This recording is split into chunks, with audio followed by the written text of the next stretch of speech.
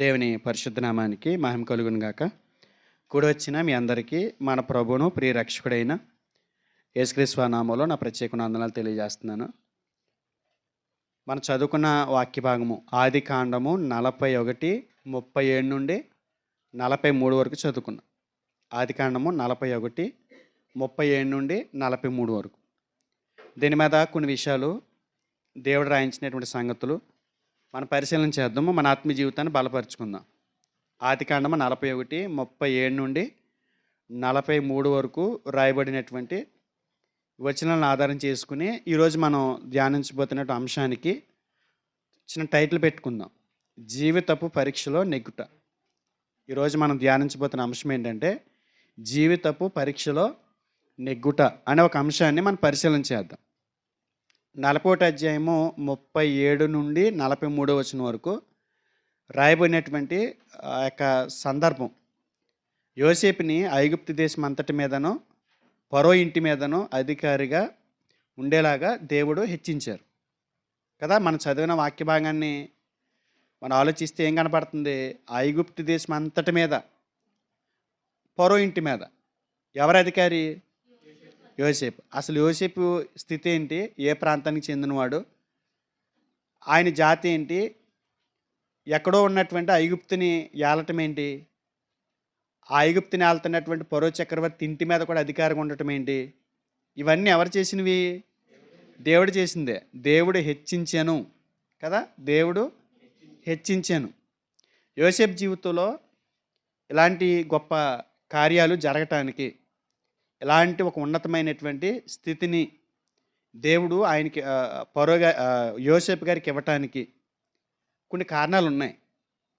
కారణం లేకుండా దేవుడు ఎవరిని కూడా హెచ్చించరండి. దేవుడు హెచ్చించాడు అని అంటే ఆయన ఏదైతే పరీక్షిస్తాడో ఆ పరీక్షలో ఉత్తీర్ణులైనప్పుడు మాత్రమే ఆ హెచ్చింపు అనేది వారి జీవితాల్లో దేవుడు అనుగ్రహిస్తాడు. ఇక్కడ ఫరో ఐగుప్తు దేశం మీద ప్రధానిగా ఉన్నాడు. ఐగుప్తు అంతకు మునుపు ఈయన ప్రజలనే కష్టపెట్టినటువంటి దేశం అది. తర్వాత కాలాల్లో ఐగుప్తు అని అంటే ప్రపంచంలో ఒక పేరున్నటువంటి, అప్పటికే గొప్ప నాలెడ్జ్ కలిగినటువంటి దేశం అది. ఇప్పుడున్నటువంటి టెక్నాలజీకి మించి టెక్నాలజీ అప్పుడు వారిలో ఉండేది. అలాంటి దేశం మీదే ఈయన యోసేపు గారు రాజుగా నిలబడ్డాడు. రాజుని చేసాడు దేవుడు, ప్రధానిని చేసాడు దేవుడు. దానికి సంబంధించి కొన్ని విషయాలు ఆలోచించేద్దాం.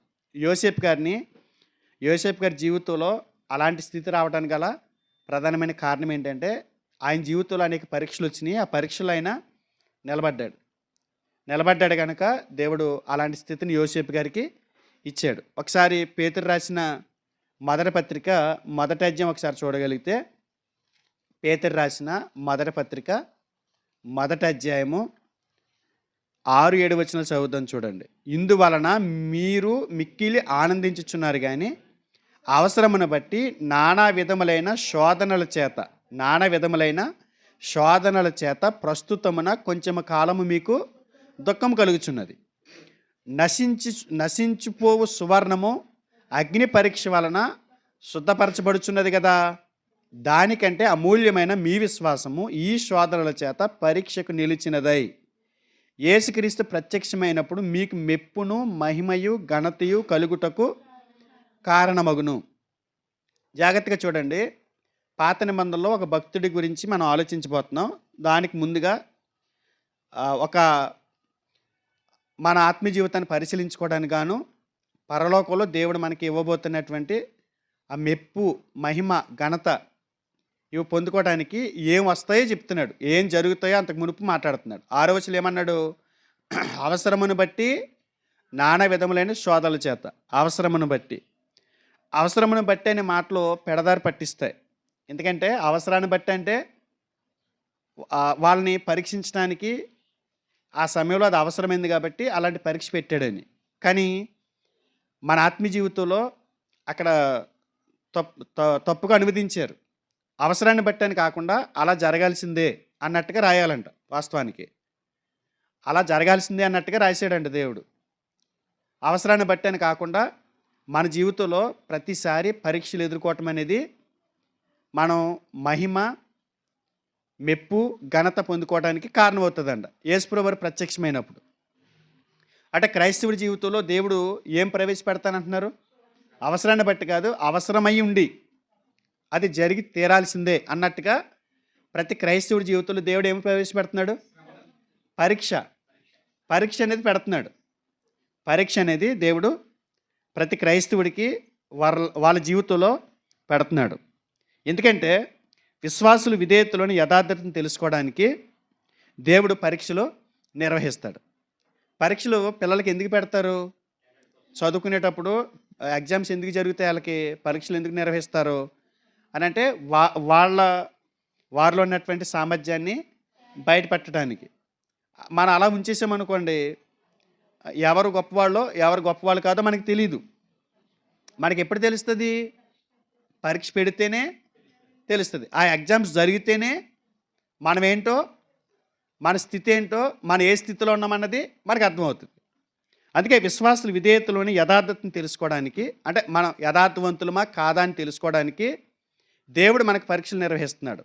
పిల్లలు వారు విద్యని సరిగ్గా చదువుతున్నారు లేదా, వాళ్ళు ఏ స్థాయిలో వాళ్ళు చదువుతున్నారు అని తెలుసుకోవడానికి పిల్లలకి, విద్యార్థులకి పరీక్షలు టీచర్స్ ఎలా నిర్వహిస్తారో, ప్రభుత్వాలు ఎలా నిర్వహిస్తాయో, అలాగే ఆధ్యాత్మిక జీవితంలో మన విశ్వాసానికి సంబంధించి మనం ఎంత యథార్థవంతులమో తెలుసుకోవడానికి దేవుడు పరీక్షలు నిర్వహిస్తాడు.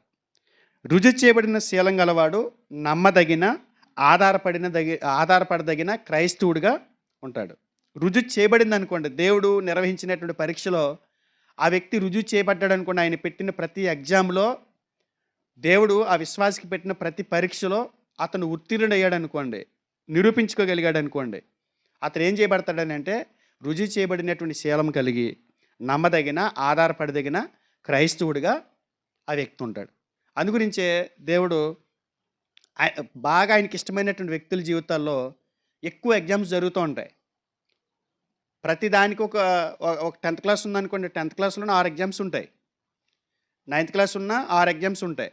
ఇంటరు అలాగే ప్రతిదానికి వారి టాలెంట్ని బయటకు తీయటానికి ఎగ్జామ్స్ నిర్వహిస్తారు. అన్ని ఎగ్జామ్స్ పెట్టడం ద్వారా యూనిట్లు సరిపోవా అంటే కుదరదు.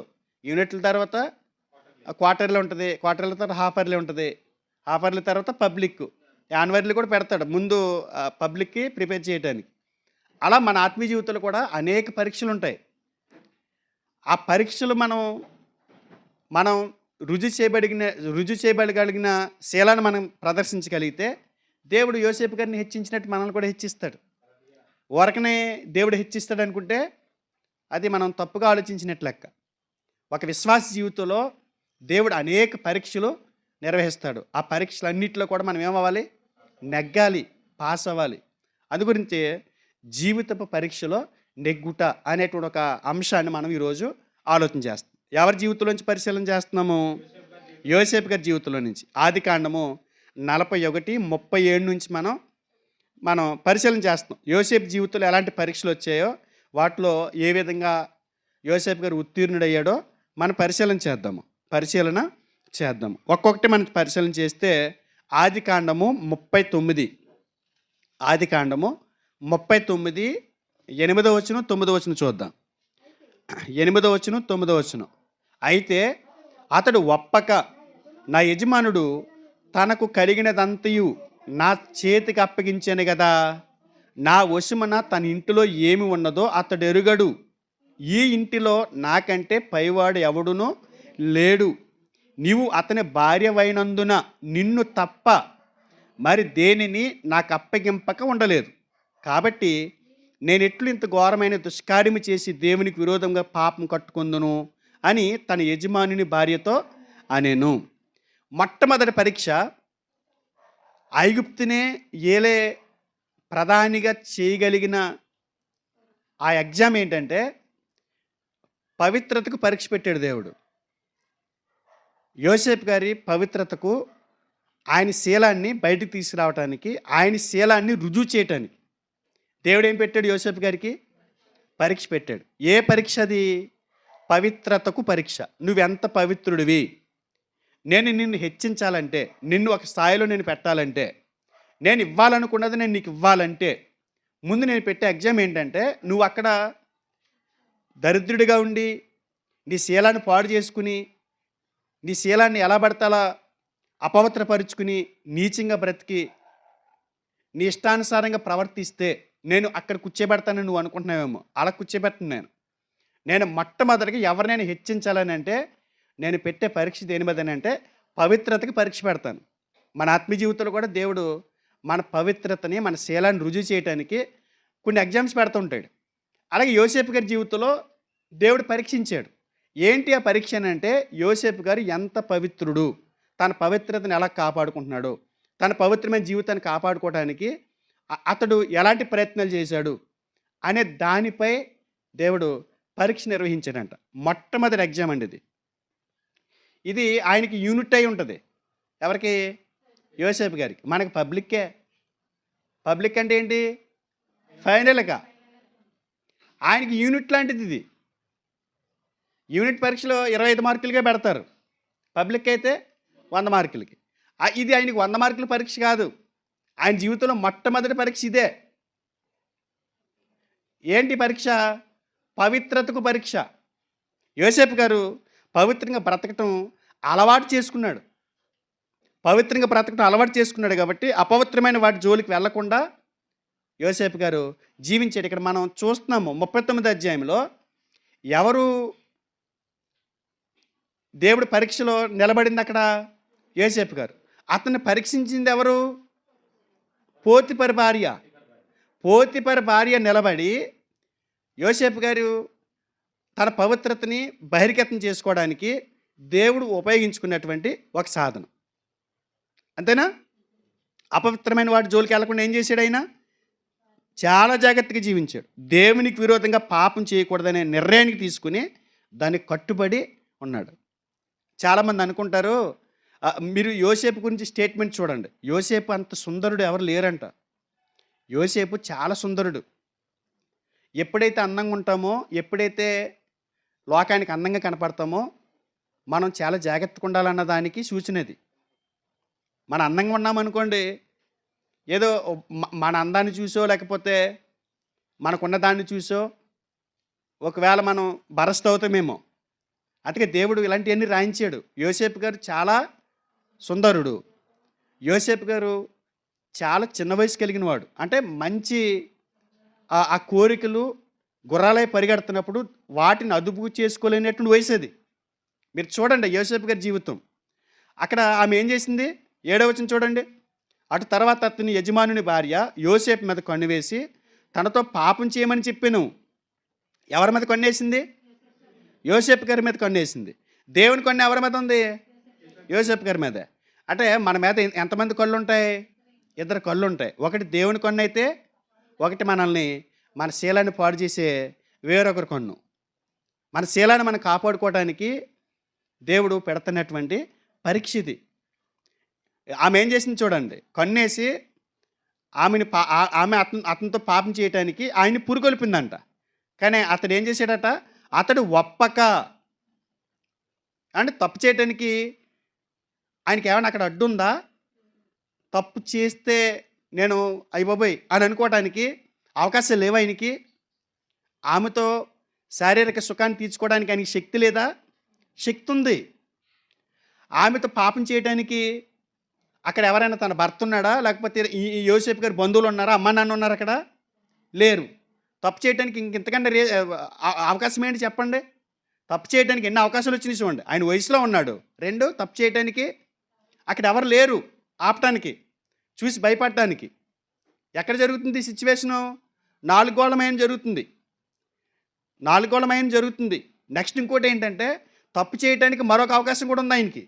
ఏంటంటే ఆమె డబ్బు ఉన్నదే కదా, ఎంతో కొంత ఖచ్చితంగా డబ్బు ఇస్తుంది పాపం చేసినందుకు, ఆమె కోరిక తీర్చినందుకు. మీరు చూడండి, ఇలాంటి గొప్ప అవకాశాలు ఉన్నాయి. ఈయన బంధువులు లేరు, తన భర్త లేడు. ఈయనకి శక్తి లేనోడు కాదు, శక్తి ఉన్నవాడే. అందగాడు కానివాడు కాడు, అందగాడే. అవతల ఆమె భయపడతలేదు, ఆమె ఎగబడి వస్తుంది. పాపం చేయడానికి ఇంతకంటే గొప్ప దాన్ని ఏమంటారు అవకాశాలు ఉంటాయా? ఉండవు.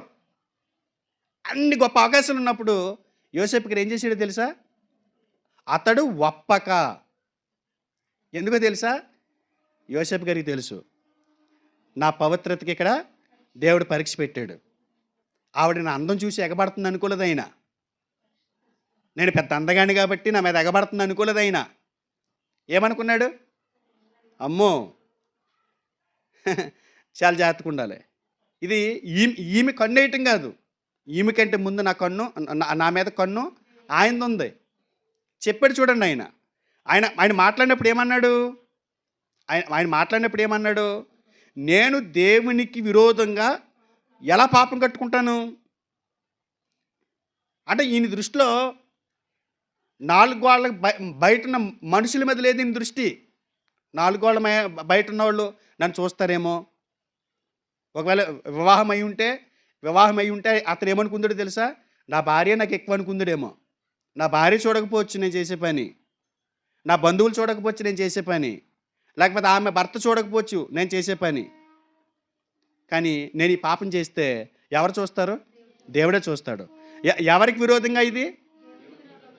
ఈ పాపం ఎవరికి విరోధంగా? దేవునికే విరోధంగా నేను ఎలా పాపం కట్టుకుంటాను? ఒకవేళ ఆమె మనసులో ఉన్నదాన్ని ఈయన ఉద్దేశించి మాట్లాడి ఉంటాడు. ఆమె మనసులో ఏముండి ఉంటుంది? ఎవరు లేరా అని అనుకుని ఉంటుంది. మా ఆయన లేడురా అని అనుకుని ఉంటుంది. లేకపోతే వాళ్ళ తింగరోళ్ళు వీళ్ళ తింగరోళ్ళు వాళ్ళు చూస్తారంటే వాళ్ళ మొహం పెట్టుకుని నువ్వు ఏదో ఎక్కడికి వెళ్ళావని చెప్పేసి అనుకుంటారు వాళ్ళు. నువ్వు దా అని అనుకుంటున్నప్పుడు యోసేపు గారి డైలాగ్ ఎలా ఉందో తెలుసా? వాళ్ళందరికీ తెలియదేమో, ఓకే, వాళ్ళందరికీ తెలియదు కాబట్టి చేద్దాం అనుకుంటున్నావేమో నువ్వు. నేను చేయను. ఎందుకంటే వాళ్ళందరికీ తెలియకపోయినా 4 గోడలు ఆయన చూపు కట్టు కాదు, 4 గోడలకు పైన ఉన్నటువంటి సృష్టికర్త అయినటువంటి దేవుడు నేను చేసే పాపం చూస్తాడు. అందుగురించే యోసేపు గారు ఏమన్నాడు? దేవునికి విరోధంగా పాపం చేయకూడదు అనేటువంటి ఒక నిర్ణయానికి వచ్చి కట్టుబడి తన జీవితాన్ని పవిత్రంగా కాపాడుకున్నాడు. అంటే యోసేపు గారి జీవితంలో ఇక్కడ జరుగుతున్నది ఏంటి? పవిత్రతకు పరీక్ష. ఎంతంటే 5 నిమిషాల పని, 5 నిమిషాల పని అది. 5 నిమిషాల పాపానికి యుగయుగాలు నరకానికి వెళ్ళాలా? నరకంలోకి వెళ్ళి యాతన పడాలా? దేవుడు ఏం చెప్తున్నాడు చూడండి. ఈయన గురించి దేవుడు రాయించిన సంగతులు చూడండి. యోసేపు గారి జీవితంలో దేవుడు పవిత్రతకి పరీక్ష పెట్టినప్పుడు పవిత్రంగా జీవించే దానిని బట్టి ఆయన సాధన చేశాడు. పవిత్రంగా బ్రతకటానికి సాధన చేయాలండి.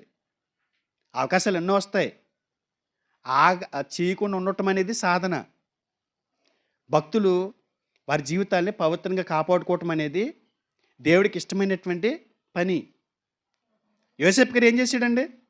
వయసుని బట్టి కానీ, బాధ్యతలు బట్టి కానీ, ధనాన్ని బట్టి కానీ పాపం చేయటానికి సాకులు వెతికాడా? అవకాశాలు లేవా ఆయనకి? అధికారం ఎవడని చూస్తాడు తలకి తీసేయచ్చు. ఎందుకని? అంత అధికారం ఇచ్చాడు. ఎవరు? పోతిఫర్. అలాంటి పరిస్థితులు కూడా యోసేపు గారు దేన్ని సాకుగా చూపించకుండా ఆయన ఏం చేశాడు తెలుసా? తన పవిత్రమైన జీవితాన్ని కాపాడుకున్నాడు. వస్త్రాలు ఊడిపోయిలా పరిగెత్తుకొచ్చేసాడంట. మనం ఎత్తుక్కుంటూ వెళ్తాం, అవకాశాల కోసం ఎత్తుక్కుంటూ వెళ్తాం. నేను ఎక్కడ కూర్చోబెట్టాలి మరి నీ కోరిక, నీ ప్రార్థన? అందరికంటే ఇచ్చేని స్థితిలో నన్ను దేవుడు పెట్టేసేయాలి. అందరికంటే ఇచ్చేని స్థితిలో ఎలా పెట్టేస్తాను నిన్ను? అర్థమవుతుందా మీకు? మన జీవితాల్లో దేవుడు పెట్టే పరీక్షల్లో మొదటి పరీక్ష ఏంటంటే మన పవిత్రత మీద పరీక్ష పెడతాడు. ఎందుకంటే మన శీలం ముఖ్యమైనకి. మన శీలాన్ని మనం కాపాడుకుంటున్నామో లేదో ఎగ్జామ్ పెడతాడు ఎక్కడికెక్కడ. ఎగ్జామ్ అంటే ఏంటి? అదే నేను ఎగ్జామ్ అంటే మీరు ఇంగ్లీష్ అంటున్నాను, మీరు తెలుగులో అంటున్నారు. పరీక్ష అంటే ఒక పేపర్ ఇస్తారు కదా, దాంట్లో క్వశ్చన్లు ఇస్తారు, అంతే కదా. ఆ క్వశ్చన్కి మనం ఏం చేయాలి? ఆన్సర్ ఇవ్వాలి. ఆ పేపర్ మన దగ్గరికి వస్తేనే పరీక్ష. అది పేపర్ ఆయన దగ్గర పెట్టుకుని నేను ఇంట్లో ఉంటే అది పరీక్ష అవుతుందా? నువ్వు ఇంట్లో కూర్చుని ఎగ్జామ్ రూమ్లో లేకుండా అది పరీక్ష అవుతుందా? పరీక్ష అంటే ఏంటి? మన కళ్ళ ముందు ఏముండాలి? పేపర్ ఉండాలి, క్వశ్చన్ పేపర్ ఉండాలి, అది పరీక్ష అవుతుంది. అందుగురించే చాలామంది వ్యక్తులు మన జీవితాల్లోకి వస్తారు. మన జీవితాలకి నువ్వు చాలా అందగాడివి, అయ్యి బాబాయ్ నువ్వంటే అయ్యి బాబు డవ్వు పువ్వు, చెవిలో పువ్వు అని వస్తారు మన దగ్గరికి. అది మనం అనుకుంటాం, మన అందాన్ని బట్టి వస్తున్నారు అనుకుంటాం. కానీ ఎగ్జామ్ పేపర్ వచ్చింది నీ దగ్గరికి. నువ్వేం చేయాలి? ఇంటూ పెట్టాలి. నువ్వు ఇంటూ పెట్టాలి అక్కడ. నువ్వు ఇంటూ పెట్టకుండా రైట్ మార్క్ పెట్టావనుకో, అక్కడ పెద్ద బోబు సున్నా అంటారు చూసారా? అంత సున్నా వస్తుంది. ఎక్కడా? దేవుడి దగ్గర. అయ్యో నా అందం చూసి వచ్చిందని నువ్వు అనుకుంటున్నావేమో. ఆమె వచ్చిన విధానం వేరు. ఇక్కడ అదే చెప్తున్నాడండి. చాలామంది వారి శీలను కాపాడుకోలేకపోతున్నారు. చాలామంది వారి పవిత్రతను కాపాడుకోలేకపోతున్నారు. తప్పు చేయటం ఈజీ అండి. పవిత్రంగా కాపాడుకోవటం చాలా గొప్ప. భూమి మీద అంతమంది కన్యలు ఉండగా కన్య మరీ దగ్గరికే దూత ఎందుకు పంపబడ్డాడు చెప్పండి? తన పవిత్రతను కాపాడుకుందండి. పవిత్రులు అంటే దేవునికి ఎంతో ఇష్టం. వారి శీలాన్ని రుజువు చేసుకునే వారంటే దేవుడికి చాలా ఇష్టం. అందుగురించి అలాంటి ఎగ్జామ్ పెట్టినప్పుడు నువ్వు దేన్ని సాకుగా తీసుకోకూడదు. దేన్ని సాకుగా తీసుకోకూడదు. అవకాశాలు వస్తాయి. ఎందుకు వస్తున్నాయంటే నీ అందాన్ని చూసో నీ ధనాన్ని చూసో కాదు అవకాశాలు వచ్చేది. అక్కడ నీ శీలాన్ని పరీక్షించడానికి దేవుడే ఎగ్జామ్ పంపిస్తున్నాడు అక్కడికి. నువ్వేం చేయాలంటే రిజెక్ట్ చేయాలి. ఈయన ఏం చేశాడు? దేన్ని సాకుగా వెతుక్కోలేదు. వెంటనే ఏం చేశాడు? ఇంటి పెట్టాడు. నేను ఎంత దుష్కార్యమో నా వల్ల కాదు. అవకాశాల కోసం మనం ఎదురు చూస్తాం. వచ్చిన అవకాశాన్ని ఆయన ఏం చేశాడు? సమాధి చేశాడు, పాతి పెట్టాడు. ఇలాంటి పనులు నా జీవితంలో నేను చేయను. ఒకవేళ ఇది చేస్తే నేను ఎవరికి విరోధంగా పాపం చేసినట్టు తెలుసా? నా భార్యకి విరోధంగా పాపం చేసినట్టు కాదు, నా భర్తకి విరోధంగా పాపం చేసినట్టు కాదు, లేకపోతే నా అత్తమామల ముందు నేను పాపం చేసినట్టు కాదు. వాళ్ళ ముందు పాపం చేసిన వాళ్ళు జాలిపడి వదిలేస్తారేమో. కానీ ఈ స్థాయిని దేవుడు నాకు ఇచ్చాడు కదా, ఆ దేవుడి ముందు నేను ఫెయిల్ అయిపోతాను. నా దేవునికి విరోధంగా నేను ఇంత పాపం నేను ఎలా కట్టుకుంటాను చెప్పండి అని చెప్పినటువంటి యోసేపు ఐగుప్తు దేశం మీద ప్రధాని అయ్యాడు. అతనికి దేవుడు పెట్టినటువంటి పరీక్షలో ఏమయ్యాడు? నెగ్గాడా ఓడిపోయాడా? చాలామంది అనుకుంటారు, టీవీలు చూసినప్పుడు కింద కామెంట్లు చూస్తానండి. ఆవిడెవరో మన 3 రోజుల క్రితం సుమన్ టీవీలో వచ్చింది. రోడ్డుకి అడ్డంగా పడుకుంది. ఏంటంటే ఇంతకీ భర్త ఉన్నాడు ఆమెకి. భర్తగా తెలియకుండానే ఈమె లైంగిక పాపం చేస్తుంది వేరొకరితో. 4 సంవత్సరాల నుంచి జరిగిస్తుంది. 4 సంవత్సరాలు అయిన తర్వాత అతనికి ఇసుక వచ్చినట్టుంది, వదిలేసాడు. ఇసుక వత్తమంటే పీల్చేసాడు. ఈవిడ దగ్గర కావాలనుకున్నదంతా లాగేసుకున్నాడు, వదిలేసాడు. ఇప్పుడు నన్ను ఎందుకు వదిలేసావు? అసలు పోలీసులు ఏ రకమైనటువంటి తీర్పు ఇస్తారు చెప్పండి? ఏ రకంగా తీసుకొచ్చి మరి అతనికి భార్య పిల్లలు ఉంటారు, ఏ రకంగా రోడ్డుకి అడ్డంగా నాకు న్యాయం చేయలేదు పోలీసులు, నాకు 4 ఏళ్ళ నుంచి చేస్తున్నాడు, ఇంకా కొనసాగించమని చెప్పండి అని చెప్పేసి రోడ్డుకి అడ్డంగా ధర్నా చేస్తుంది. మీకు అనుమానం అయితే మన గ్రూప్లో పెడతాను చూడండి, ఏంటి ఇంత నీచమైన వాళ్ళు ఉన్నారా అని. ఇంకో విషయం చెప్పనా, నేను కామెంట్లు చూస్తానండి ఎలా స్పందిస్తున్నారు ప్రజలని. ఈడెవరీడా దరిద్రుడా, నేనైతేనా కింద కామెంట్లు. అంటే అంత ఉత్సాహంతో ఉన్నారు పాపం చేయడానికి మనుషులు. కానీ క్రైస్తవులు అలా ఉండకూడదని చెప్తుంది బైబిల్. ఎంత ఛాన్స్ వస్తే వదిలేసుకున్నాడు ఎవరీడు దరిద్రుడా ఆడ కామెంట్లు. ఎంత నీచానికి దిగజారుతున్నారు చూడండి మనుషులు. ఆవిడ చేసిన పనే నీచమైన పని, ఆ నీచమైన పనికి సపోర్ట్ చేతి కింద కామెంట్లు. అంటే నేనేమంటున్నానంటే భయంకరమైనటువంటి విపత్కరమైన ప్రతికూలమైన పరిస్థితుల్లో మన ఆత్మీయ జీవితాన్ని మనం కొనసాగిస్తున్నాం. ఇలాంటి టైంలో అవసరాన్ని బట్టి కాదు, అవసరమై మన జీవితాలకు ఏమొస్తాయి? పరీక్షలు వస్తాయి. మనం ఏం రుజువు చేసుకోవాలి? మన శీలాన్ని రుజువు చేసుకోవాలి. నిజంగా ఇక్కడ మనం అనుకుంటాం ఏ మాటే కానీ పురుషులు చేయటానికి చాలా సులువండి.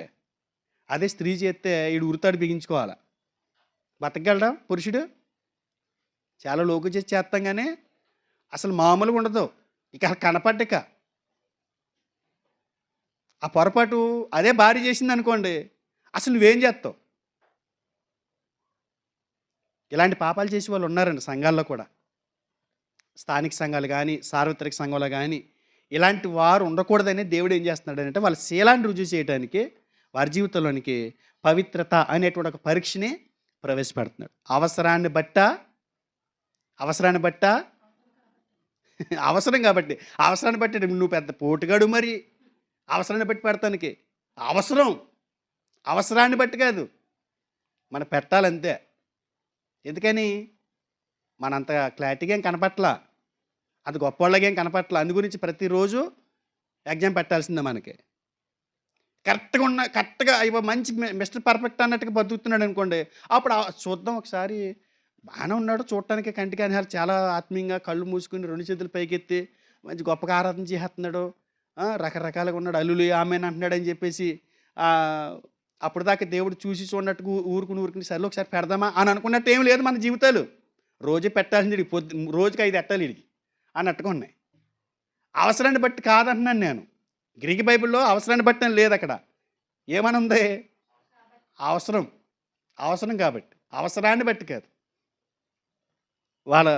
చాలామంది జీవితాలు అలాగే ఉన్నాయి. ఒకసారి యెహెజ్కేలు గ్రంథం 24 అధ్యాయం. యెహెజ్కేలు గ్రంథం 24 అధ్యాయం 13 వచనం చూడండి. 13 వచనం. నీకు కలిగిన అపవిత్రత నీ కామాతురతయే. నీకు కలిగిన అపవిత్రత ఏంటి? నీ కామాతురతయే. నిన్ను శుభ్రపరచుటకు నేను పూనుకొనినను నీవు శుభ్రపడకపోతివి.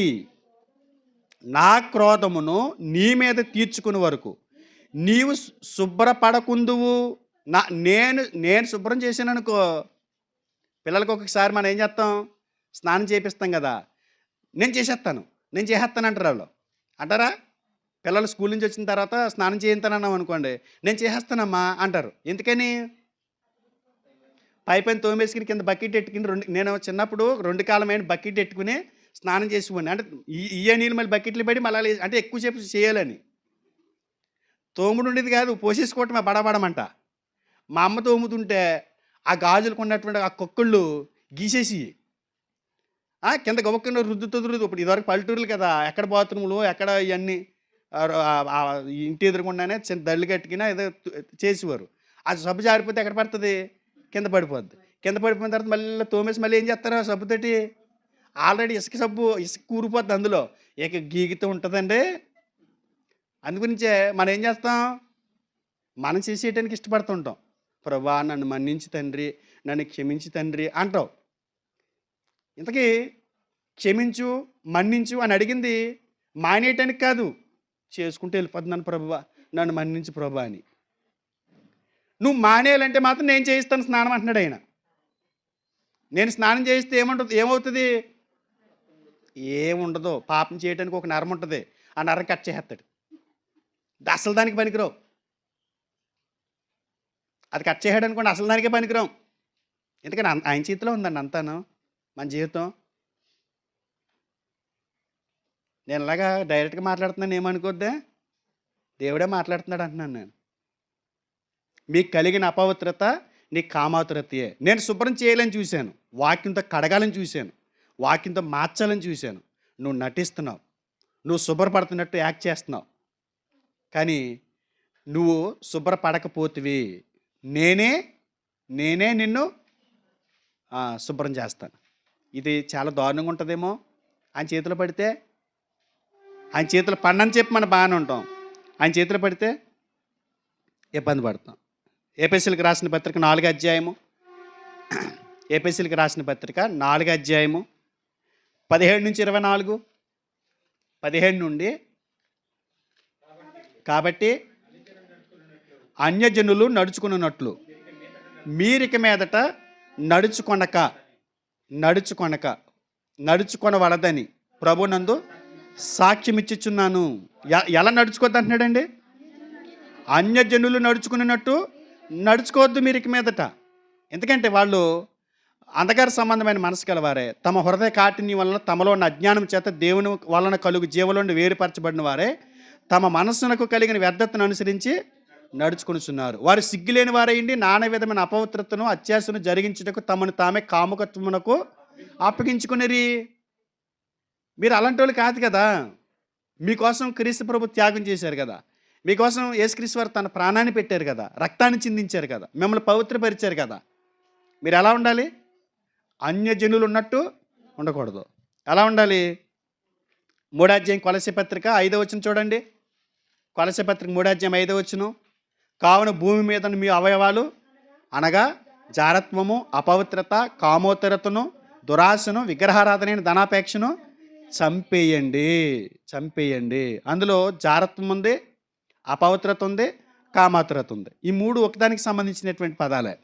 జారత్వం ముందు సైలెంట్గా జరిగేది, తర్వాత ఇష్టపడి చేసేది, తర్వాత వదులుకోలేదన్నమాట. మూడు రకాలుగా ఉంటుంది. ముందు సైలెంట్గా వెళ్తాం, తర్వాత దాన్ని కొనసాగిస్తాం, తర్వాత విడిచిపెట్టలేం. ఈ మూడు ఒకదానికి సంబంధించినవి. కానీ స్టేజ్లు చెప్పాడు అంతే అక్కడ. స్టేజ్లు అలాంటి వాటిని దేవుడు ఏమంటున్నాడు?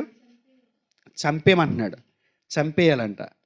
అందుగురించే మనం క్రైస్తవులుగా ఇలాంటి అవకాశాలు వచ్చినాయి అని అనుకుంటే మాత్రం చాలా దూరంగా ఉండటం మంచిది. ఎందుకంటే దేవుడు అక్కడ పవిత్రతకి పరీక్ష పెడుతున్నాడు. పవిత్రతకి పరీక్ష.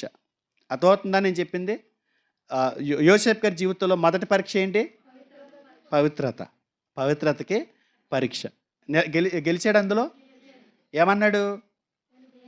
దేవునికి విరోధంగా ఇంత ఇంత దుష్కారి, ఇంత ఘోరమైన దుష్కారి నేను ఎలా కట్టుకుంటాను? పారిపోయాడండి. ఎక్కడి నుంచి? కానీ ఈరోజు చాలామంది జీవితాల్లో ఆ విషయంలో ఓడిపోతున్నారు అని బైబిల్ చెబుతుంది. తర్వాత 41 అధ్యాయము 15-16 చూడండి. 41 అధ్యాయము 15-16. ఫరో యోసేపుతో, నేనొక కల కంటిని, దాని భావమును తెలుపగల వారు ఎవరునూ లేరు. నీవు కలను విన్న ఎడల దాని భావమును తెలుపగలవని నిన్ను గూర్చి వింటినని అతనితో చెప్పినందుకు 16 వచనం. యోసేపు, అది నా వలన కాదు, దేవుడే ఫరోకు క్షేమకరమైన ఉత్తరం ఇచ్చినని ఫరోతో చెప్పాను. ఇక్కడ మరొక ఎగ్జామ్ జరిగిందండి. యోసేపు గారికి మరొక ఎగ్జామ్ జరిగింది. ఏంటంటే ఆత్మగౌరవానికి పరీక్ష. దేనికి? ఆత్మగౌరవం అంటే మన మీద మనకి ఉంటుంది చూసారా గౌరవం. సెల్ఫ్ డిఫెన్స్ అంటారు దాన్ని. మన మీద మనకి ఏముంటుంది? అధిక గౌరవం ఉంటుంది. దాన్ని ఆత్మగౌరవం అంటారు. ఆత్మగౌరవాన్ని ఎవరు తాకట్టు పెట్టరు. ఆత్మగౌరవాన్ని ఎవరు కూడా తగ్గించుకోవడానికి ప్రయత్నం చేయరు. ఇక్కడ ఆత్మగౌరవానికి పరీక్ష జరిగింది. ఎవరి ఆత్మగౌరవానికి? యోసేపు గారికి ఆత్మగౌరవానికి. ఎలా జరిగింది? యోసేపు కలల భావం చెప్పగలిగినా కూడా దానిని అహంకార దృష్టితో కాకుండా అది నా వలన కలిగింది కాదు అని అక్కడ ఫరోకి ఉత్తరం ఇచ్చాడు. అది నా వల్ల కలిగింది కాదు. ఆయన ఏమంటున్నాడు? నీ వల్ల జరిగింది అంటున్నాడు. నీ వల్ల జరిగింది అన్నప్పుడు దాన్ని అసలు ఎవరైనా వద్దనుకుంటారా? అది నీ వల్ల జరిగిందని ఎవడైనా ఒక పొగత్తు పొగిడాడు అనుకోండి, మనం ఏం చేస్తాం? ఇంకా అసలు మామూలుగా అక్కడ కూర్చుని చూద్దాం, ఏంటది, ఏంటన్నావు, ఏంటది కళ, ఏ కళ చెప్పమ్మా అంటాం. ఓరు బాబా, నీ కళ్ళ నాకేం తెలుసు? గతంలో చెప్పిన కళ్ళన్నీ కూడా అది నేను చెప్పింది కాదు, అది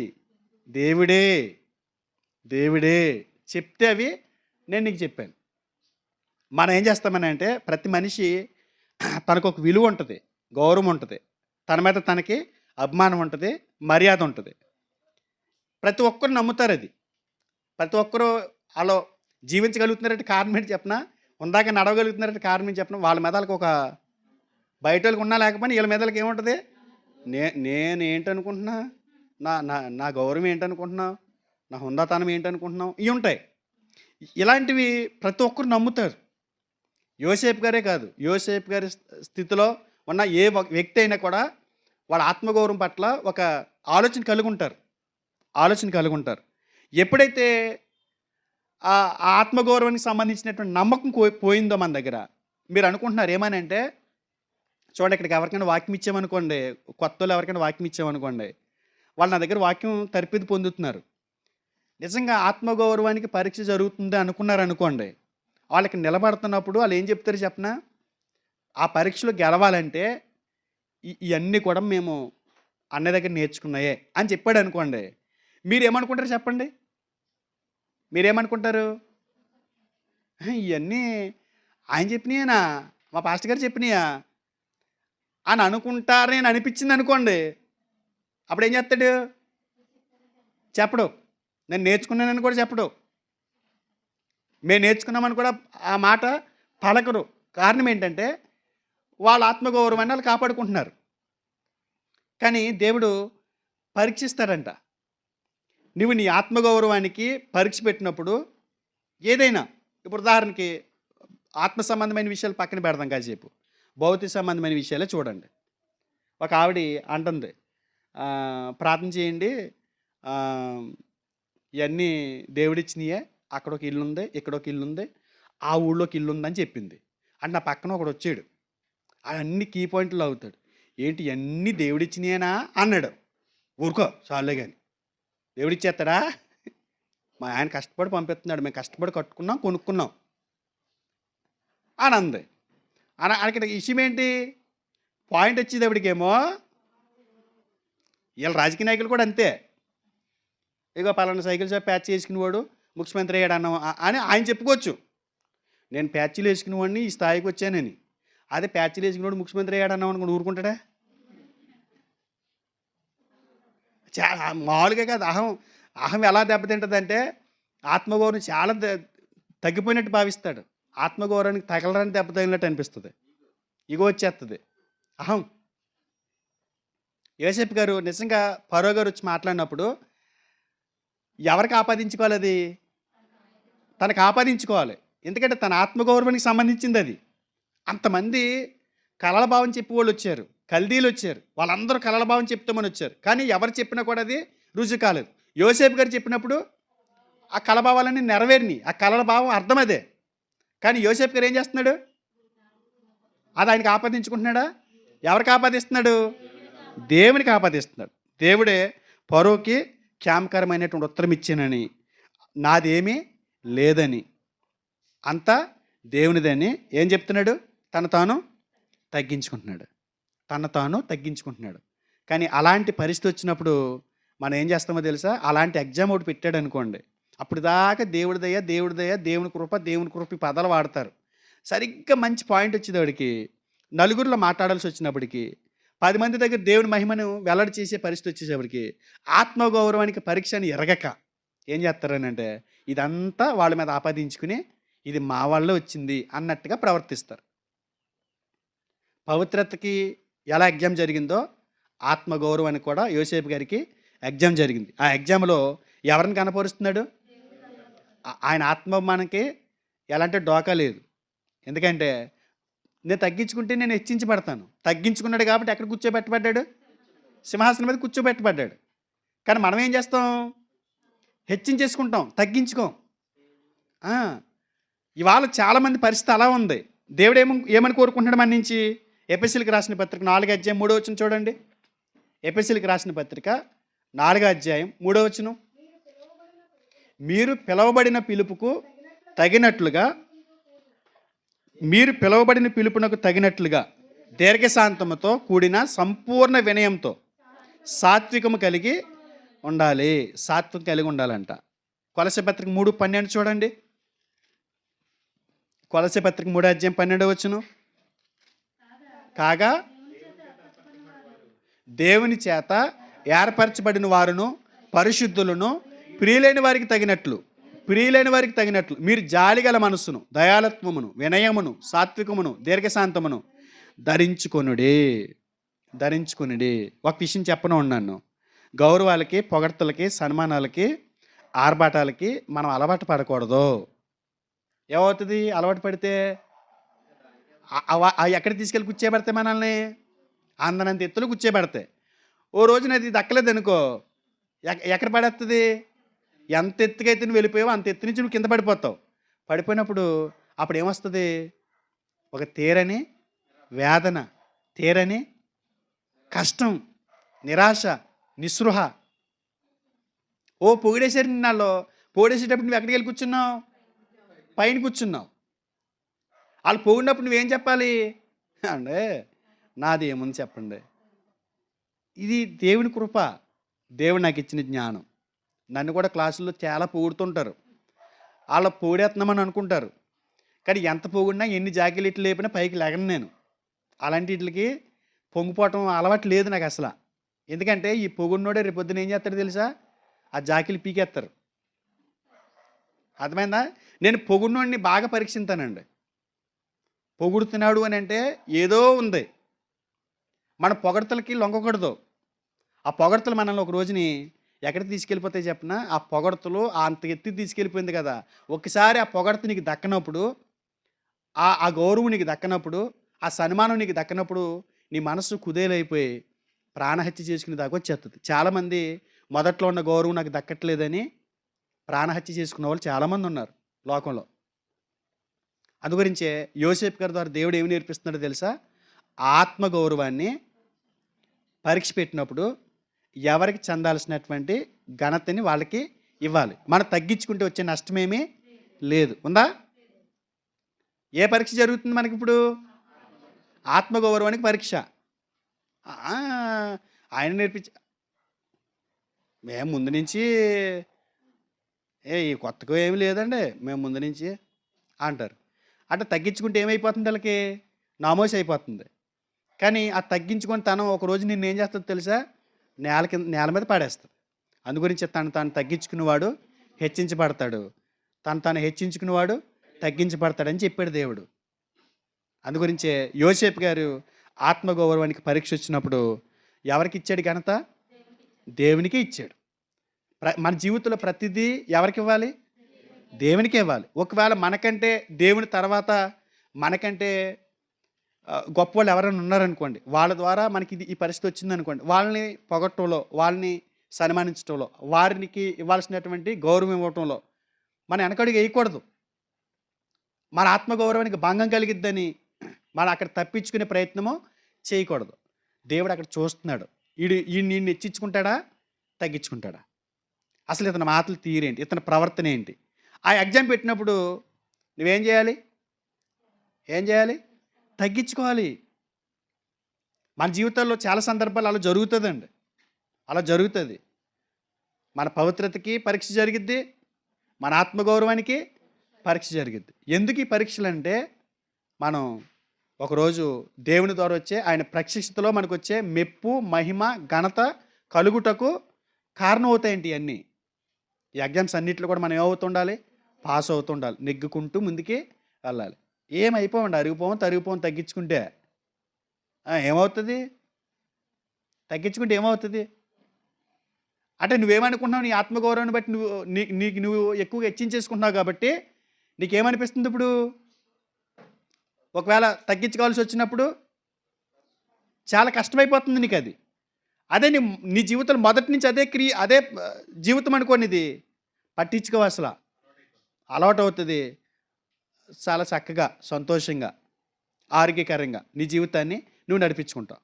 యోసేపు గారు ఆయన జీవితంలో ఏం చేసాడో తెలుసా? ప్రతిదీ కూడా ఎవరి ద్వారా వచ్చిందో వారికి ఆ ఘనతనివ్వటం ఆయన అలవాటు చేసుకున్నాడు. అందుగురించి కలల భావం చెప్పినప్పుడు యోసేపు గారు ఫరో గారు మాట్లాడుతున్నప్పుడు ఫరో గారి దగ్గర ఆయన గొప్పలు పోలా, నేను కాదయ్యా, సృష్టికర్త ఒక ఆయన ఉన్నాడు, అవన్నీ ఆయనకి మాత్రమే చెందినవి, ఆయన మాత్రమే నీ కలల భావాన్ని చెప్పగలవాడు, ఆయనే సమస్తానికి ఆధారభూతుడు. మన జీవితాల్లో దేవుని విషయంలో కావచ్చు, ఆత్మీయుల విషయంలో కావచ్చు, మన కలిగిన దాంట్లో ఏదైనా కావచ్చు, వాటన్నిటిలో కూడా మనం ఏం చేయాలి? ఆత్మగౌరవానికి పరీక్ష జరుగుతుందని గుర్తెరిగి మనల్ని మనం తగ్గించుకోవాలి, మనల్ని మనం త్యజించుకోవాలి. ఏం కాదు, వచ్చిన నష్టమేమీ లేదు. ఆ గౌరవాలున్నా లేకపోతే ఆ అభిమానాలు ఇవన్నీ కూడా ఈ భూమి మీద ఈ శరీరం ఉన్నంత వరకు, ఈ శరీరం వదిలిన తర్వాత ఏమి ఉండవేక. ఈ కొద్ది కాలమే. ఈ కొద్ది కాలం కోసం ఉన్నత లోకాన్ని ఇక అంతులేనటువంటి ఆ నిత్యము ఉండేటువంటి ఆ లోకాన్ని మనం ఎందుకు వదులుకోవాలి? ఎందుకు పాడు చేసుకోవాలి? అందుగురించే దేవుడు యోసేపు గారి ద్వారా మనకి ఏమి నేర్పిస్తున్నాడో తెలుసా? ఆత్మగౌరవానికి నీకేమీ డోకా లేదు, నువ్వు తగ్గించుకుని బతికి ఏం కాదు. తర్వాత ఆదికాండం 45, ఆదికాండము 45 అధ్యాయం ఒకసారి తీయండి. 45 అధ్యాయంలో మనకి ఏం కనిపిస్తాయంటే, 45వ అధ్యాయం, 45 అధ్యాయము. ఇక్కడ 45 అధ్యాయంలో వీళ్ళు కరువు వచ్చినప్పుడు ఎక్కడికి వెళ్తారు? ఐగుప్తుకి వెళ్తారు. ఎవరు? యోసేపు గారి అన్నలో. ఆ! యోసేపు గారి అన్నలో ఐగుప్తుకి వెళ్తారు. వెళ్ళినప్పుడు యోసేపు గారు ఏం చేయాలి చెప్పండి? యోసేపు గారు ఏం చేయాలి? పగ తీర్చుకోవాలి. ఎందుకని? వాళ్ళు ఏం చేశారో తెలుసు. ఇక్కడ 45 అధ్యాయంలో ఏం జరుగుతుందో తెలుసా? యోసేపు గారికి క్షమాగుణానికి పరీక్ష. ఇతను క్షమిస్తాడా? క్షమించడా? ఇతని దగ్గర క్షమాగుణం ఉందా? లేదా? 45 అధ్యాయానికి వచ్చేసరికి ఆ పరీక్ష పెట్టాడు దేవుడు. ఆ పరీక్షలో చాలా సందర్భాల్లో మనం ఓడిపోతామేమో కానీ యోసేపు గారు ఓడిపోలే. యోసేపు గారి జీవితంలో క్షమాగుణానికి పరీక్ష జరిగింది. తనను చంపబోయిన తన అన్నల్ని ఏం చేశాడు? క్షమించాడు. తనను నిర్మూలన చేయాలని తలంచి బానిసగా అమ్మేసినటువంటి తన అన్నల్ని ఏం చేశాడు? క్షమించాడు. వాళ్ళు చేసిన పని చిన్న తప్పు కాదండి. వాళ్ళు చేసిన తప్పు చిన్న తప్పు కాదు. వాటన్నిటిని కూడా ఏం చేశాడు యోసేపు గారు? క్షమించాడు. తను చనిపోయాడనే తప్పుడు సమాచారాన్ని కూడా ఇలా ఏం చేశారు? తండ్రికి అందించారు. చచ్చిపోయాడు, ఇదిగో అంగి తీసుకొచ్చాము, మొత్తం ఏదో జంతువు తినేసిన తమ్ముడిని అని చెప్పారు. ఆ తండ్రి ఎంత కుమిలిపోయాడు. నేను అవసరమైతే ఆ మృతుల్లోకి వెళ్ళిపోతాను, నేను చచ్చిపోతాను నీ బెంగతోటి అని చెప్పి ఏడ్చేసాడు. అలాంటి తప్పుడు సమాచారాన్ని బట్టి వేదన పడ్డాడు తండ్రి. ఇలాంటి చెడు పనులు చేసినటువంటి, క్షమించరాని పనులు చేసినటువంటి తన అన్నల్ని యోసేపు గారు ఏం చేశాడు? క్షమించాడు. అంటే యోసేపు గారి దగ్గర మనకి ఏం కనపడుతుంది? 45 అధ్యాయం చదవని ఇంటికి వెళ్ళిన తర్వాత వారికి కరువులో ఎంత సహాయం చేశాడో, ఎంత ఉపకారం చేశాడో, ఎంతగా వారిని ప్రేమించాడో మీకు అర్థమవుతుంది. అంటే యోసేపు గారి జీవితంలో క్షమిస్తాడా లేదా అని చెప్పి దేవుడు ఏం చేశాడు? పరీక్షించాడు. ఆ క్షమాగుణానికి పరీక్ష పెట్టాడు. ఏం జరిగింది అక్కడ? పాస్ అయ్యాడా? అసలు అలాంటి అవకాశాలు మనకు వస్తే ఒరే వస్తున్నాడు ఉండు, వాడు మొన్న నేను అడిగితే ఏదో అన్నాడో రాని చెప్తున్నాడు సంగతే, దొరికాడురా, జుట్టు అంతా మన చేతిలోకి వచ్చిందిరా. ఇదే అంటే జుట్టు ఇచ్చుకుని అలర్ట్ తీసుకోవడానికి మనకు దేవుడు ఇచ్చింది ఛాన్సు. ఏం చేయాలి? ఒకసారి చూడండి, మత్తయి సువార్త 6 అధ్యాయము 14 వచనం. మనుషుల అపరాధములను మీరు క్షమించని, మళ్ళీ చదవండి ఒకసారి. మత్తయి సువార్త 6:14. మనుషుల అపరాధములను మీరు క్షమించిన ఎడల మీ పరలోకపు తండ్రి మీ అపరాధములను క్షమించును. మనకెప్పుడు క్షమాపణ వస్తుంది? ఎదుటివాడిని మనకి క్షమించినప్పుడు మనకి క్షమాపణ వస్తుందంట. మత్తయి సువార్త 18:35 చూడండి. మీలో ప్రతివాడును తన సహోదరుని హృదయపూర్వకంగా క్షమింపని ఎడల నా పరలోకపు తండ్రి మిమ్మును క్షమింపడు. అంటే మీలో ప్రతివాడును తన సహోదరిని హృదయపూర్వకంగా క్షమింపని ఎడల నా పరలోకపు తండ్రి కూడా ఏం చేయడు? మిమ్మల్ని క్షమింపడు. మిమ్మల్ని క్షమింపడు అంటున్నాడు. మార్కు సువార్త 11:25-26 అంటాడు, మీరు ప్రార్థన చేయనప్పుడల్లా మీ విరోధిని క్షమించండి అని. క్షమాగుణం అనేది క్రైస్తవుడికి ఒక ఆయుపట్టు లాంటిది. తన విశ్వాస జీవితానికి బలాన్ని ఇచ్చేది. క్షమ అనే విషయానికి వచ్చేసరికి మనం ఎట్టి పరిస్థితుల్లో కూడా దాన్ని ఒప్పుకోం. మనకి బాధ అనిపిస్తుంది. అంటే అతను చేసినటువంటి పొరపాటుని బట్టి, వాళ్ళు చేసినటువంటి పొరపాట్లను బట్టి క్షమించడానికి మనం వెనకడిగేస్తాం. కానీ బైబిల్ ఏమంటుందంటే క్షమించు అని. క్షమాగుణం నువ్వు కలిగి ఉండాలని. క్షమించానంటే మళ్ళీ వాళ్ళతో కలిగి చెట్టపట్టలేసి తిరగమని కాదు. క్షమించేసేయి, వదిలేసేయి. ఇక క్షమించడం అంటే ఏంటి? క్షమించనే పదం ఫర్గివా? English forgive. గివ్ అంటే ఇవ్వటం. ఫర్గివ్ ఇవ్వు. అర్థమైందా? క్షమాపణ అంటే ఏంటి? ఇచ్చే. అంటే అతని మీద పగ తీర్చుకునే అవకాశం నీకు ఇచ్చాడు కదా దేవుడు. నీ కుక్క నుంచి తీసి ఎవరి కుక్కని తగిలించాలి? దేవుని కుక్కనికి తగిలించటం. నువ్వు క్షమించడం అని అంటే వదిలేయటం కాదు. ప్రభువా నువ్వే చూసుకో, మీరే చూడండి, వాడు చేసిన తప్పుకి ఏం చేయాలో మీరే చేయండి. నేనైతే పగ తీర్చుకోను, నేనైతే కక్ష తీర్చుకోను, నేను నీకు అప్పచెప్పేస్తున్నాను. చాలామంది అనుకుంటారు క్షమించటం అనేది మనం చేతకంతనం అనుకుంటారు. క్షమించడం చేతకంతనం కాదు. క్షమించడం చేతకంతనమా?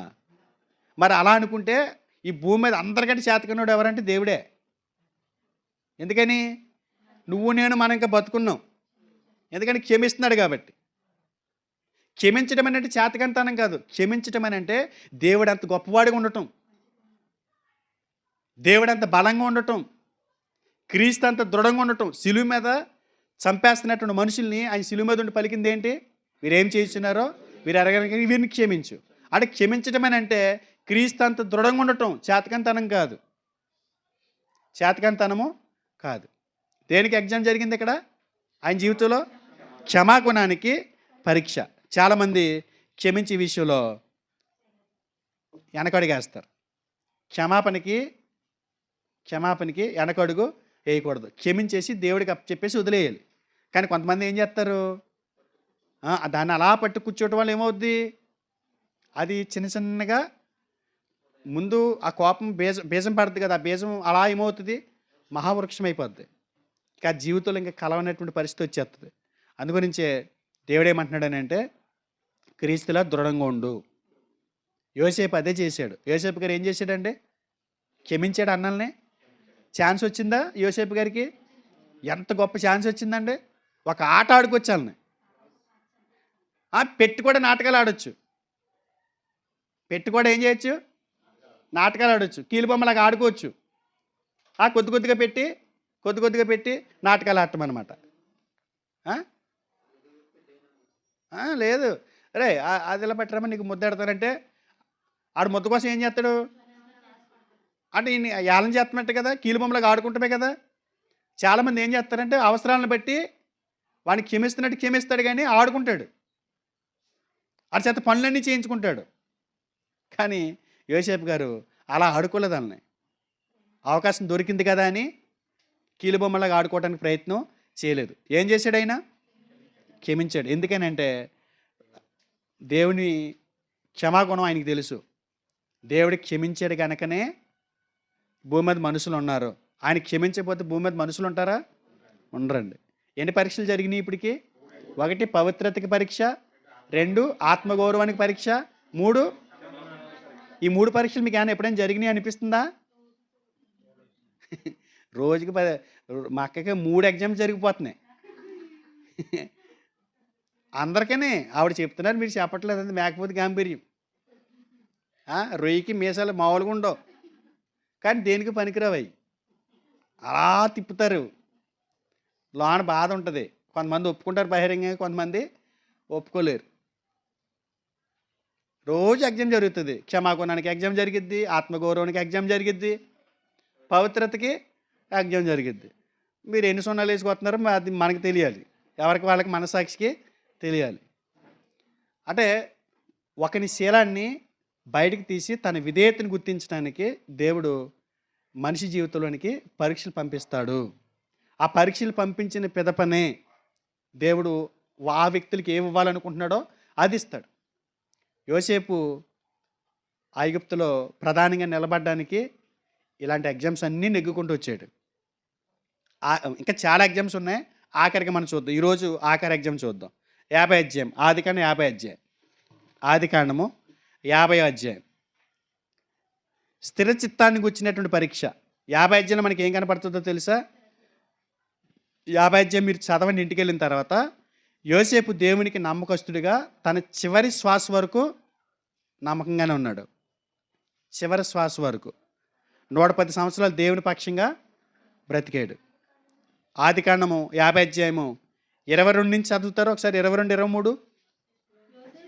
యోసేపు అతని తండ్రి కుటుంబపు వారును ఐగుప్తులో నివసించిరి. యోసేపు 110 సంవత్సరములు బ్రతికాను. యోసేపు ఎఫ్రాము యొక్క 3వ తరం పిల్లలను చూశాను. మరియు మనష్య కుమారుడైన మాకీరునకు కుమారులు పుట్టి యోసేపు ఒడిలో, అయ్యి బాబోయ్ ఎంతమంది పిల్లల్ని ఎట్టుకున్నాడో ఒళ్ళో. ఆ స్థితి ఎందుకు ఇచ్చాడు? ఒకసారి కీర్తన 128 కదా, కీర్తన 128లో కీర్తనకారుడు మాట్లాడుతూ అంటాడు. కీర్తన 128 ఆఖరి వచనం చూడండి. నీ పిల్లల పిల్లలను నువ్వు చూసేదువు, నీ పిల్లల పిల్లలను నీవు చూసేదువు. ఎందుకు? మొదటి వచనం చెప్పాడు, యెహోవా యందు భయభక్తులు కలిగి ఆయన త్రోవలందు నడుచు వారందరూ ధన్యులు. యెహోవా యందు భయభక్తులు కలిగిన వాడు ఇలా ఆశీర్వదించబడతాడంట. ఎంతమంది పిల్లల్ని చూస్తాడంట? పిల్లల పిల్లలను చూస్తాడంట. ఎందుకని? ఆఖరి వరకు స్థిరంగా ఉన్నాడు దేవుళ్ళు. మనం కొంతకాలం ఉంటాం, తొలగిపోతాం. మనకొచ్చిన అరే స్థిరచిత్తం అంటే తెలియాలి మీకు. స్థిరచిత్తం అంటే ఏ పరిస్థితి వచ్చినా కూడా మనసు తడబడకుండా, నిర్ణయాలు మారకుండా ఒక స్పష్టమైనటువంటి దిశలో నిలకడగా కొనసాగటం స్థిరచిత్తం అంటారు. ఎలాంటివి వచ్చినా కూడా ఆ స్థిరచిత్తాన్ని వదలకుండా ఆయన జీవితంలో ముందుకు కొనసాగాడు. చాలామంది ఏం చేస్తారు? చాలామంది ఆఖరి వరకు మారకుండా ఉంటారా అంటే చాలామంది మారిపోతారు. చిన్న సమస్య వచ్చిందనుకోండి ఉలిక్కి పడతారు. చిన్న సమస్య ఇలా ఉలిక్కిపడి ఇలా చూసుకుని బయటికి వెళ్ళిపోతారు. మళ్ళీ దేవుని వదిలేసి బయటికి పోతారు. ఇంకా వాళ్ళకి స్థిరం అంటూ ఉండదు. వాళ్ళు ప్రభునందు స్థిరంగా ఉండరు, కదలని వారికి ఉండరు. వాళ్ళు ఏం చేస్తుంటారు? ఉలిక్కి పడుతూ ఉంటారు. కొంతమంది వాళ్ళకి ఏదైనా భావోద్వేగాలకు లోనైనప్పుడు దేవుని విడిచిపెట్టేసి బయటికి వెళ్ళిపోయి నిర్ణయాలు మార్చేసుకుంటారు. కొంతమంది మంచి చెడు అనే పరిస్థితులు ఎదురైనప్పుడు తొట్టిల్లుతూ ఉంటారు. కానీ యోసేపు గారు ఆయన కడ వరకు అలా స్థిరంగా దేవునియందు భయము భక్తి కలిగి ఉన్నాడు కాబట్టి ఆయన మునిమనవల్ని కూడా చూశాడంట. చూసారా? మరి ఇప్పుడు చూసిన వాళ్ళు లేరండి? ఉన్నారండి? మరి ఆడు ఏ భయము లేదు, భక్తి లేదు ఆడికి. చాలామంది భయము భక్తి లేడానికి మనవల్ని చూస్తున్నారండి. మీ అమ్మగారు చూస్తున్నారు. కానీ నేనేమంటానంటే అలా చూసినా కూడా ఇప్పుడు కొన్ని భయంకరమైనవి చూడాల్సి వస్తుంది. అర్థమైందా? మనం వృద్ధాప్యంలోకి వచ్చేసి నా మనవల్ని చూశాను రా అని గొప్పలు చెప్పుకోవడం కాదు. మీ మనవడు ఏం చేశాడు? అది అక్కడెక్కడ చెట్టు కట్టేసి కొట్టారంట, అది వినాల్సి వస్తుంది. ఇక ఎక్కడికి వెళ్ళి అది చేసాడంట, ఇది వినాల్సి వస్తుంది. ఈ ఇంతగా ఉంచావా ప్రభు నన్ను, ఈ ఇంటానికి ఉంచావా దేవా అంటుంటారు చూసారు వీళ్ళు. ఆ రకంగా కాదు ఇక్కడ యోసేపు గారు ఉన్నది. అసలు చెడు వార్తలు చెవుని పడకుండా ఉన్నాడు. మునిమానవాళ్ళు ఎత్తుకుంటూ చిరకాలం దేవునిలో ఉంటూ ఆనందకరమైనటువంటి ఆ శాశ్వత జీవితాన్ని దేవునితో సంతోషిస్తూ వారి కుటుంబాలతో వాళ్ళ మునిమానవాళ్ళతో సంతోషిస్తూ తన జీవితాన్ని సాగించాడు. కారణం ఏంటంటే ఆయన స్థిరచిత్తానికి లోబడ్డాడు. ఆ పరీక్ష పెట్టినప్పుడు ఆఖరి వరకు దాన్ని కొనసాగించుకున్నాడు కాబట్టి అందులో ఏమయ్యాడు? పాస్ అయ్యాడు. మనం ఏం చేస్తుంటాం? అటు ఇటు తొట్టు పడుతూ ఉంటాం. తొట్టు పడుతున్నాం కాబట్టి ఆ పరీక్షలు ఫెయిల్ అయిపోతున్నాం కాబట్టి ఆఖరిలో ఏం చూస్తున్నాం మనం? ఇలాంటివన్నీ నలసి వస్తుంది. అయ్య బాబు నా మనవడా లారీ కింద అడిపోయాడా అనేదేవుడికి కంగారు వచ్చేస్తుంది. వాళ్ళకి ఇంతమంది ఏడుతుంది చూసాం మనం. అయ్య బాబోయ్ ఆడి బదులు నన్ను చంపైపోయే దేవుడా అని అడుగుతుంది, ఏడుతూ ఉంటారు చూసారు సేవల దగ్గర కూర్చుని. అలాంటిది కాదు ఈయన అనిపించింది. చాలా సంతోషంగా పిల్లలు ఎలా అభివృద్ధి చెందారో, మనవాళ్ళు ఎలా అభివృద్ధి చెందారో, ఇవన్నీ ఆ అభివృద్ధిని అంతా చూసుకుంటూ వచ్చాడంట. ఎందుకంటే ఆఖరి వరకు ఆయన తొట్టుపాటు పడకుండా, ఉలిక్కి పడకుండా తన జీవితాన్ని కొనసాగించాడు. మనకేం చెప్తున్నాడు చూద్దాం ఒకసారి. కొరింథీయులకు రాసిన మొదటి పత్రిక 15వ అధ్యాయం 58వ వచనం.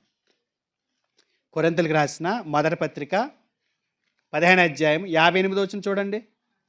కాగా నా ప్రియ సహోదరులారా, మీ ప్రయాసము ప్రభునందు వ్యర్థము కాదని ఎరిగి స్థిరులను కదలని వారును ప్రభు కార్యాభివృద్ధి అందు ఎప్పటికీ ఆసక్తులై ఉండుడే. ఎలా ఉండాలంటే మనం ప్రభునందు ప్రయాస ఎప్పటికీ వ్యర్థం కాదు. చాలామంది వ్యర్థం అనుకుని దేవుని పనులు ముందుకు రారండి. కనీసం చిన్న మైక్ సత్తడానికి కూడా ముందుకు రారాళ్ళు, కుర్చీ వేయటానికి కూడా ముందుకు రారు, శాపపరచడానికి కూడా ఒక అడుగు ముందు రారు. ఎందుకనుకుంటున్నారు? ఇదంతా వేస్ట్ అనుకుంటున్నారు. కానీ దేవుడు ఏమంటున్నాడు? ప్రభునందు మీ ప్రయాస ఎప్పటికీ వ్యర్థం కాదు, స్థిరులు కదలని వారు ప్రభు కార్యాభివృద్ధి అందు ఎప్పటికీ ఆసక్తులై ఉండండి. యోసేపు గారు వలే మీరు ఉండండి. యోసేపు గారు కడ వరకు ఎలా ఉన్నాడు? కడ వరకు ఎప్పటికీ ఆయన చేసే పనులు యందు బలహీనుడు కాక స్థిరంగా ఉన్నాడు. ఆయన చిత్తాన్ని మార్చుకోలేదు. స్థిర చిత్తం కలిగి భక్తిని కొనసాగించాడు. ఇది దేవుడు మన నుంచి కోరుకుంటున్నాడు. పేతురు రాసిన మొదటి పత్రిక 5వ అధ్యాయము, పేతురు రాసిన మొదటి పత్రిక 5వ అధ్యాయము 8-9 వచనాలు చూడండి. 8-9 వచనాలు. నిబ్బరమైన బుద్ధి గలవారే మెలకుగా ఉండండి.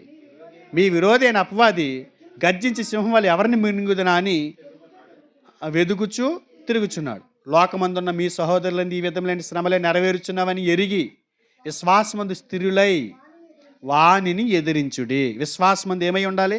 స్థిరులై వానిని ఎదిరించుడి. స్థిర చిత్తానికి వచ్చినటువంటి పరీక్షలో ఎవరు నెగ్గారు? యోసేపు గారు. ఎన్ని పరీక్షలు జరిగినాయండి? మనం స్థిరంగా ఉన్నామా? దేవుళ్ళో స్థిరమైనటువంటి భక్తి చేస్తున్నామా? స్థిరమైనటువంటి నడవడిక మన దగ్గర ఉందా? దేవుని పనిలో ఎందుకు మనం ముందుకు రాలేకపోతున్నాం? ఎందుకు రాలేకపోతున్నాం? అవన్నీ వేస్ట్ అనుకుంటున్నారు. ఏదో తాత్కాలికంగా చేసుకుని వెళ్ళిపోతారు. ఆయన ఉన్నంతకాలం జరుగుతుంది, తర్వాత ఏమో ఎవరు చూసొచ్చాడు అనుకోవద్దు. మీరు చేసే ప్రతిదీ కూడా ఎక్కడ లిఖితమవుతుంది తెలుసా? ఆయన పుస్తకంలో రాసుకుంటాడంట. ఆయన కవిళ్ళు కనపడతాయంట. అర్థమైందా? అందు గురించే వచ్చిన కష్టాన్ని బట్టి, వచ్చిన ఇబ్బందిని బట్టి, వచ్చినటువంటి కలవరాలను బట్టి మనం అటు ఇటు చెదిరిపోకూడదు. ఆఖరి వరకు స్థిరంగా ఉండాలి దేవుళ్ళో. స్థిరంగా మన భక్తిని కొనసాగించాలి. కష్టం రావచ్చు, ఒకసారి సంతోషం రావచ్చు. అంటే మన రోడ్డు మీద ప్రయాణం చేస్తున్నప్పుడు రోడ్డు ఉంటుందా? ఎక్కడైనా స్పీడ్ బ్రేకర్లు తగులుతాయా? ఎందుకు తగులుతాయి స్పీడ్ బ్రేకర్లు? స్పీడ్ బ్రేకర్లు ఎందుకు తగులుతాయి చెప్పాలి. ఒకటి, నువ్వు ఎంత స్పీడ్ వెళ్తున్నావో చెప్పడానికి. 2, నువ్వు తగ్గెళ్ళు అని. తగ్గలేదనుకో ఏమవుతావు? ప్రమాదానికి గురవుతావు, ఎందులో పడతామని. స్పీడ్ బ్రేకర్లు కోరుకుంటారా? కోరుకోరు. మీరు మీ ఇంటి ఎదురుకుండా ఇది హైవే పడింది అనుకోండి, మీ మనవాళ్ళు మనవరాళ్ళు ఉన్నారు, మీరు అప్పుడు ఏం కోరుకుంటారు? అంటే రోడ్డు ఇంత బారు రోడ్డు వేసేసారు, నైస్గా వేసేసారు, వెళ్ళిపోతున్నారు వీళ్ళు, పిల్లలు ఏమైపోతారని భయం వేస్తుంది, స్పీడ్ బ్రేకర్లు వేయచ్చు కదా అంటారా? మరి మీ జీవితంలో స్పీడ్ బ్రేకర్లు వద్దా? స్పీడ్ బ్రేకర్లు రావాలండి. స్పీడ్ బ్రేకర్లు వచ్చినప్పుడు ఆగి ఆలోచించి మరింత దృఢంగా మన ముందు కొనసాగటానికి అవి ఉపయోగపడతాయి. మన జీవితంలో కష్టాలు బాధలు అనేవి వస్తేనే కష్టం వచ్చిన వాడిని ఓదార్చడానికి మనం సరిపోతాం. సంతోషంలో ఎలా ఎగిరిపోకూడదో నేర్చుకుంటాం. అర్థమవుతుందా? ఇలాంటివన్నీ మన జీవితంలో రావాలి. ఇది యోసేపు గారి జీవితంలో నుంచి దేవుడు మనకు నేర్పిస్తున్నటువంటి మంచి పాఠం. జీవితపు పరీక్షలో యోసేపు గారు నెగ్గాడు. మనం ఒకవేళ అలాంటి ఎగ్జామ్స్ పెడితే మనకి ఎన్ని మార్కులు పడతాయి? ఆయనకు 100 ఎట్టారు, మనకు 10 కట్టితే బాగున్నాం అనిపిస్తుంది కదా. ఒక్కొక్క దానికి 10 మార్కులు అనుకోండి, గెలిచేద్దామని 10 మార్కులు పెట్టినా 0 వస్తుంది, 100 ఎట్టినా 0 వస్తుంది. కానీ 100 వచ్చేలాగే దేవుడు మనల్ని నిలబెట్టాడు. పరిశుద్ధాత్మని ఇచ్చాడండి. యోసేపు గారికి పరిశుద్ధాత్మని సహాయం వచ్చి వెళ్తూ ఉంది. పరిశుద్ధాత్ముడు యోసేపు గారి సహాయం కోరుకున్నప్పుడు ఆ స్త్రీ వచ్చింది, మీద పడినప్పుడు ఆమెను ఎదిరించడానికి నాకు శక్తి కావాలని అడిగినప్పుడు పరిశుద్ధాత్ముడు వచ్చి సహాయం చేసేసి మళ్ళీ వెళ్ళిపోయాడు. కానీ పరిశుద్ధాత్ముడు ఇప్పుడు ఎల్లకాలం మనతో ఉన్నాడు, వచ్చి వెళ్ళిపోయేవాడు కాదు. ఇప్పుడు స్థిరంగా మనలో ఉండటానికి బాప్తీసం తీసుకున్న నాడు మనలోకి వచ్చాడు ఆయన. ఆయనకి మనం అవకాశం ఇచ్చేవాడికి మన జీవితాల్లో ఇలాంటి ఎగ్జామ్స్ ఎన్ని పెట్టినా పర్వాలా. ఎగ్జామా అవి మళ్ళీ పరీక్షలు ఎట్టేశారా, మళ్ళీ పరీక్షలు వచ్చేస్తున్నాయా అని పిల్లలు అంటారు చూసారా. అదే బాగా చదివి వాళ్ళు అయితే ఎప్పుడు అవి పెట్టుకొని అంటారు. మనం మన ఆత్మీయ జీవితంలో ఎగ్జామ్స్ జరగాల. ఎప్పుడు అడుగుతాం ఎగ్జామ్స్ పెట్టమని? మీరు సరిగ్గా వింటలేదు, కంగారు పడుతున్నట్టున్నారు. లేకపోతే భయమేంటి, పరిశుద్ధాత్ముడు ఉన్నాడు, ఆయన నాకు సహాయం చేస్తాడు. నేను అలాగా ఆదివారం మానకుండా ప్రార్థనకి వెళ్తాను, బైబిల్ చదువుకుంటాను, కుటుంబ ప్రార్థన చేసుకుంటాను, నాకు భయం ఏంటి అని ఎన్ని ఎగ్జామ్స్ పెట్టుకుంటా పర్లా. ఆ ఎగ్జామ్ పెట్టిన అయినా నాకేం చేస్తాడు? పరిశుద్ధాత్మని సహాయం చేస్తాడు, జ్ఞాపకానికి ఆయన వస్తాడు, జయించడానికి శక్తిని ఇస్తాడు. యోసేపు కంటే గొప్ప స్థితిలో మనం ఉన్నాం. కానీ అలాంటి అవకాశాలు లేకపోయినా కూడా ప్రతి పరీక్షలో తన జీవితంలో నెగ్గుకుంటూ వచ్చాడు. మనం ఓడిపోతూ వస్తాం. కనుక ఆ సహాయాన్ని మనం తీసుకుందాం. మన ఆత్మీయ జీవితంలో మనం ప్రతి పరీక్షలో నెగ్గుకుంటూ ముందుకి కొనసాగదాం. అలా అట్టి కృప మీకు దేవుడు ఇవ్వాలని కోరుకుంటూ మాటలు ముగిస్తున్నాను. చిన్న ప్రార్థన చేసుకుందాం. మహాపరిశుద్ధుడా, మహోన్నతుడా, దయగల తండ్రి, కృపగల దేవ, మీ ఘనమైన నామానికి, ఉన్నతమైన మీ ప్రేమకే స్తోత్రాలు తండ్రి. జీవితపు పరీక్షలో నెగ్గిన యోసేపుని మా ముందుకు తీసుకొచ్చారు తండ్రి. నన్న ఆయన పవిత్రతకు పరీక్ష పెట్టినప్పుడు ఆయన గెలిచాడు. ఆ పరీక్షలు ఉత్తీర్ణుడయ్యాడు తండ్రి. ఆత్మగౌరవానికి, క్షమాగుణానికి, స్థిరచిత్తానికి, నేను ఇంకా ఎన్ని ఎగ్జామ్స్ ఆయన జీవితంలో జరిగిన, ఎన్ని పరీక్షలు ఆయన జీవితంలోకి వచ్చిన వాటన్నిటినీ కూడా ఆయన గెలుచుకుంటూనే వచ్చాడు. నాయన ఒక గొప్ప భక్తుడిని మా ముందుకు తీసుకొచ్చారు తండ్రి. మా ఆత్మీయ జీవితంలో ఆయనకంటే మెరుగైన స్థితిలో ఉన్నాం. ఆయనకంటే ఎక్కువ నీ ద్వారా మేము పొందుకొని ఉన్నాం. ఎవరికైతే ఎక్కువ ఇస్తామో వారి ద్వారా ఎక్కువ ఆశిస్తాం. అలాగే తండ్రి మీరు మాకు ఎక్కువ ఇచ్చారు, మా నుంచి మీరు ఎక్కువ కోరుకుంటున్నారు తండ్రి. యోసేపు కంటే గొప్ప భక్తులుగా మేము ఉండాలని కోరుతున్నారు. అలాంటి గొప్ప స్థితిని మాకు అనుగ్రహించండి. పరిశుద్ధాత్మనికి సహాయంతో మా బలహీనతలన్నింటినీ కూడా అధిగమించి ముందు కొనసాగటానికి నీ సహాయం అందిస్తారని కోరుకుంటూ, దయతో నాయన సాతాను ఎవరిలోనూ కూడా చెడు బీజాలు వేయకుండా నాయన నీ యొక్క